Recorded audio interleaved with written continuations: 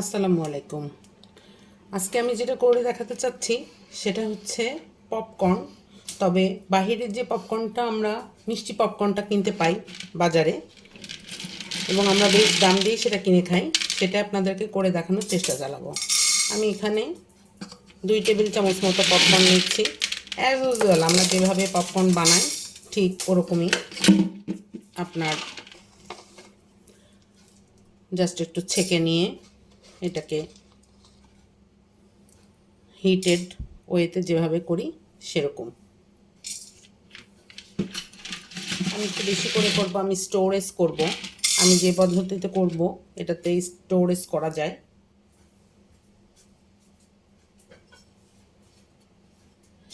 কিছুক্ষণ নেড়ে নেব। এটা একটু লালচে বর্ণ ধারণ করবে, মানে মোট কথা একটু ভাজা ভাজা হয়ে আসবে, তখনই এটা ঢাকা দিয়ে দিব।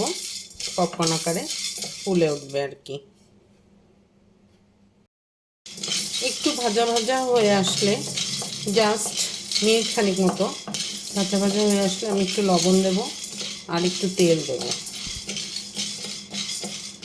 আমি পুরো টাইমটাতে চুলার আঁচটাকে রেখেছি মিডিয়াম টু লোতে, যাতে জিনিসটা চেষ্টা করব পুড়ে না যায়।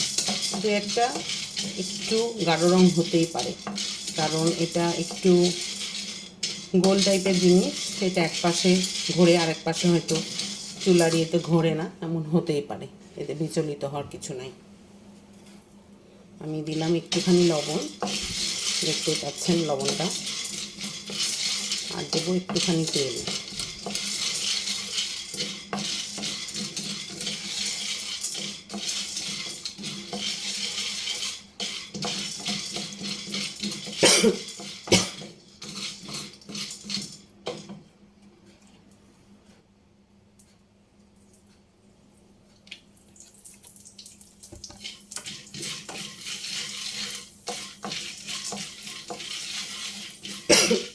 একটা দুইটা ফাটতে শুরু করলেই আমি ঢাকনা দিয়ে দেবো। দেখেন একটা দুইটা ফাটতে শুরু করেছে, আমি এই অবস্থায় ঢাকনাটা দিয়ে দেবো। শেয়ার করছি আপনাদের সঙ্গে ও কীভাবে ফাটছে।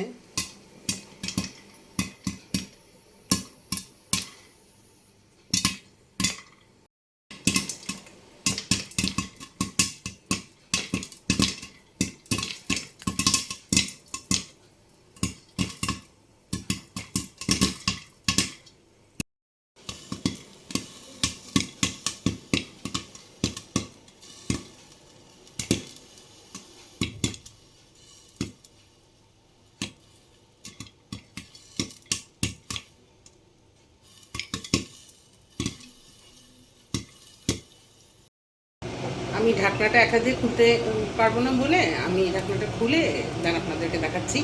এভাবে পুরোটা পপকর্নটা হয়ে গেছে। এখন আমরা দেখাবো কিভাবে এটাকে মিষ্টিতে পরিণত করব। আমরা এই পাত্রটা থেকে পপকর্নগুলো ঢেলে নেব।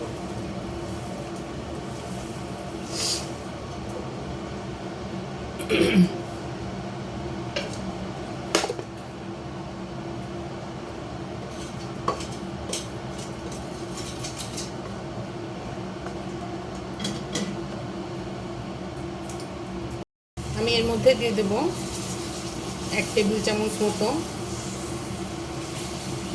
খেজুরের গুড়। আমার কাছে এটা পাতলা টাইপের একটা গুড় ছিল, যেটাকে অনেক সময় আমাদের আঞ্চলিক ভাষায় বলে ঝোলা, লিকুইড গুড়। এটাকে আমি ধীরে ধীরে স্টিকি হওয়া পর্যন্ত রান্না করব।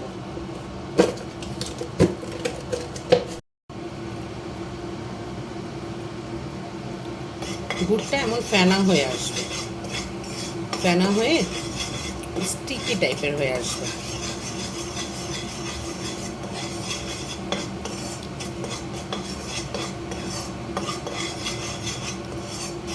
নাড়াটা কমানো যাবে না, এতে ঘিটা পুড়ে যাবে। সুন্দর একটা স্মেল আসছে। আমরা এই স্মেলটাকে আরও সুন্দর করার জন্য আপনার বাসায় যদি থাকে বাটার, তাহলে বাটার দেবেন। আমার কাছে আছে ঘি, আমি একটু ঘি দিয়ে দেবো।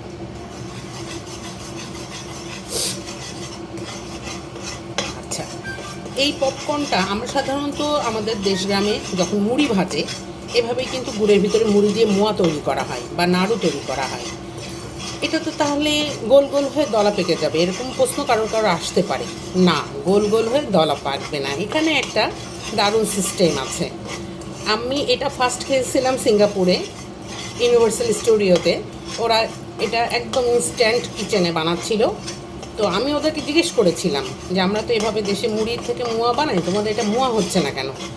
ওরা তখন বলল আমরা এটাতে লবণ ব্যবহার করেছি, সোডিয়াম আর কি, আমরা লবণ ব্যবহার করেছি। লবণ ব্যবহার করলে কখনোই কোনো জিনিস আঠালো হয়ে আটকে যায় না। তো আপনাদেরকে দেখাচ্ছি, এটা একটু স্টিকি টাইপের হলেই এটাকে দিয়ে দেব। এটা যে এই যে মোয়া টাইপের তার পার হয়ে গেছে, এখন দিয়ে দেব। তো এই লবণটা দিলে কখনোই মোয়া হবে না। এই জন্য বাজারে অনেক সময় মায়েরা গুড় কিনতে গেলে, যে গুড় কেনে তাকে বলে দেয় লবণের জন্য কোনো সোডা দেওয়া না থাকে।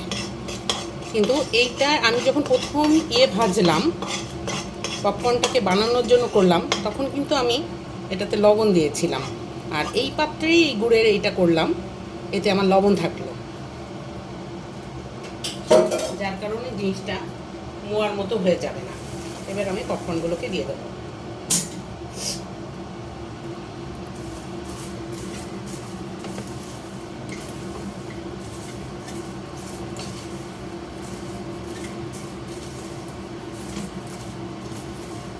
আপনার বাসার প্রতিটা মানুষ পছন্দ করবে, দেখবেন, বাচ্চারা বিশেষ করে। আমি এই মুহূর্তে চুলাটাকে বন্ধ করে দিয়েছি। একদম বাহির থেকে আমরা যারা কোটার পপকর্নগুলো খেয়েছেন বাহিরের, তারা এটা একবার বাসায় করলে বুঝতে পারবেন এটা কতটা ডিলিশিয়াস। এবং আমি এটাকে আরও সুন্দর করার জন্য একটু গুঁড়া দুধ দিয়ে দেব। আমি আসলে রেগুলার এটা করি, তো আমার কাছে পরিমাপটা আপনারা আপনাদের পরিমাপ মতো দিয়ে দিতে পারবেন। আমি একটু গুঁড়া দুধ দিয়ে দেবো, এতে ফ্লেভারটা খুব ভালো আসবে, খেতেও খুব মজা লাগবে।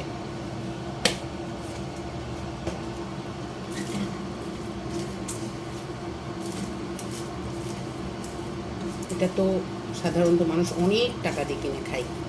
এটা করতে গেলে কিন্তু একটু পড়তে পারে বাইরে, এটা কোনো ব্যাপার না। আর মজার ব্যাপার হচ্ছে গুড় দিয়ে রাখার ফলে, বা আমি যে গুঁড়া দুধটা দিলাম এটা দিয়ে রাখার ফলে আপনার এই জিনিসটা একদম মানে চটচটে হবে না, ক্রিস্পি থাকবে, ভালো লাগবে। দেখতে পাচ্ছেন প্রত্যেকটাই কিন্তু একদম আলাদা আলাদা, একদম ঝরঝরে হয়ে যাবে। পাশে করে দেখবেন, ভালো লাগবে।